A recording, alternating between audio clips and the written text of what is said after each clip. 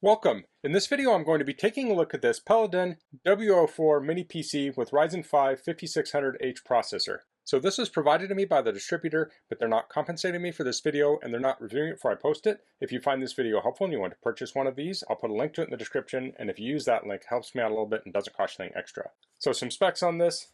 This is a 6-core processor with 12 threads, up to 4.2 gigahertz. The drive is a 512 GB NVMe SSD, has dual LAN, has Type-C DisplayPort and HD video out, has Wi-Fi 6, USB 2.3, and Bluetooth 5.2. So lots of nice specs on there.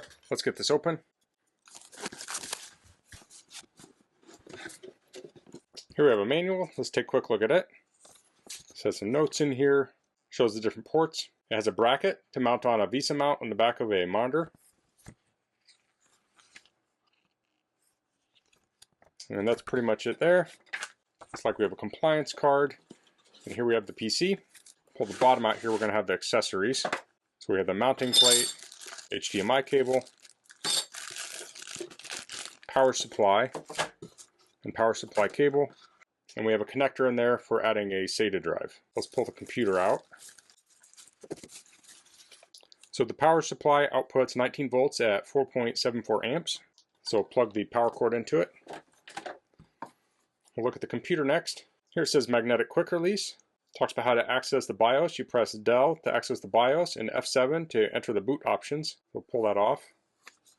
It's nice you don't have to go hunting for that. We'll get in here just a sec. Let's look at the outside. So we have, well, some more plastic to pull off here.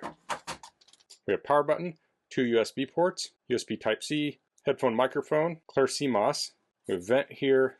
On the back we have 2 USB ports, display port, a big large vent, 2 network ports. There's a little note on here that says setup will go faster if you don't connect to network. So when you log into this, it might try and phone home or update. If you leave the network disconnected, you can get through that process quicker. On the bottom we have another vent. We can see the fan and we have rubberized feet. We also have those 2 mounting holes for the bracket. So let's look inside. So this is going to be about as easy as a computer as it is to get into. We go here, we pry up. Now my fingernails are not long enough, so I'm just using this adapter. You could use a little coin or something to pop in there. And pull that out. See the magnets here. Here we can see the NVMe. We have a nice big heatsink on it. We have the RAM, and we have an open slot to add a second SIM card. So it's super easy to upgrade this. Now if you want to install a SATA drive, that will go in here, and this connector will go onto it. And that will plug in, looks like, over here. There's a little connector. So I'll get the top back on. When you put the top on, you just line up the little notch on the case. Snaps right back in place. Okay, now I'm going to get this booted up. So I'll plug the power into the DC on the back, and I'll plug an HDMI cable into my monitor. Of course, you can use the DisplayPort, HDMI, or the USB-C on the front for your display. Then I have a keyboard here with a dongle for a keyboard and mouse. I'll plug that in the back. So I'll plug this in and boot it up. Okay, so I'll run through the setup here. It's asking me my language. I'll hit yes. I'm in the United States. Regular keyboard. No second keyboard.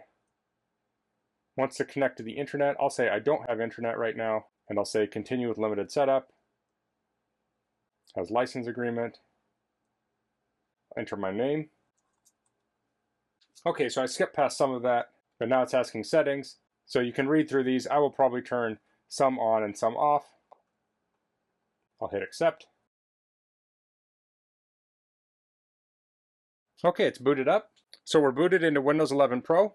So I'll plug the network in now. I'm going to use Ethernet, but you could also use Wi-Fi. And I'm going to download some software on here so we can test it out a little more. Okay, so I installed some software and I ran a bunch of Windows updates. So let's run some tests. The first test I'm going to do is to test the Ethernet. So I have the speed test running on another system on my network and it's connected via Ethernet, so I'll run this.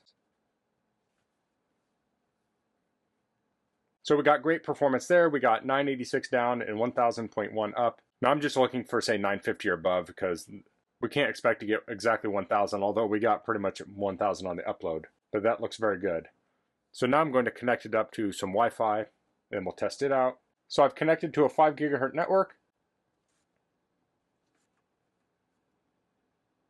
So we got 286 down and 657 up. Now this can vary a lot depending on the network interference and such, but we have some nice numbers there. So let's run a test on the SSD. So I'll open up Crystal Disk Mark. I have the C drive selected and I'll run all. So I'll let that run. Okay, the test is finished. So we're getting around 3300 read and 2700 write for sequential. So we're getting very good speeds on the NVMe SSD. So that's going to help make apps launch quicker, load documents faster. I'm really liking the performance out of that. So I've loaded LibreOffice on here. Let me open it up. This is the first time I'm launching it, so we'll see how fast it loads.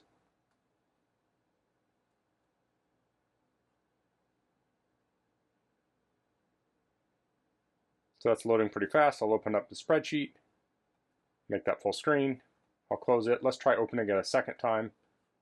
It opens up very fast.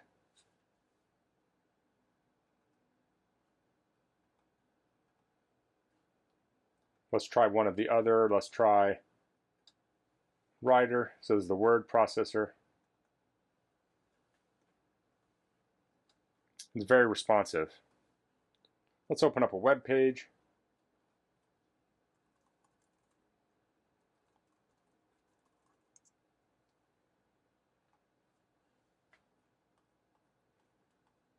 Very fast to open, very responsive there too.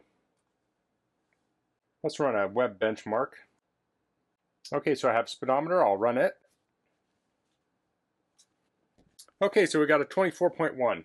Now I have a power meter connected up to this, and when it was running the test, it was drawing about 30 to 35 watts, and now it kind of idle, it's running at about 8 watts, give or take a few tenths. So it's very efficient. Let's open up Steam here, go to my library, I'll install a game. So there is a fan in this unit and it just kicked on and it's pretty quiet. It's not very loud. And it's currently drawing 53, 54 watts. Okay, it took a few minutes to download the game and that's dependent upon my network conditions. But once it downloaded, it installed very quickly. So I'll play this now.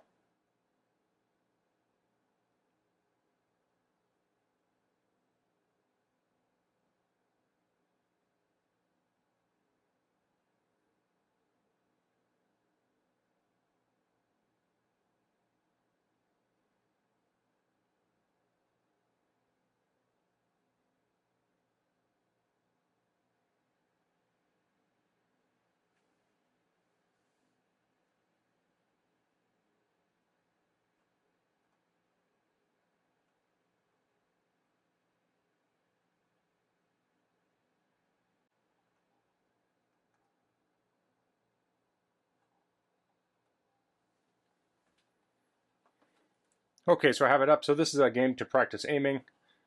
See, it's very smooth. This is not a high intensity game, but this would work great for casual gaming.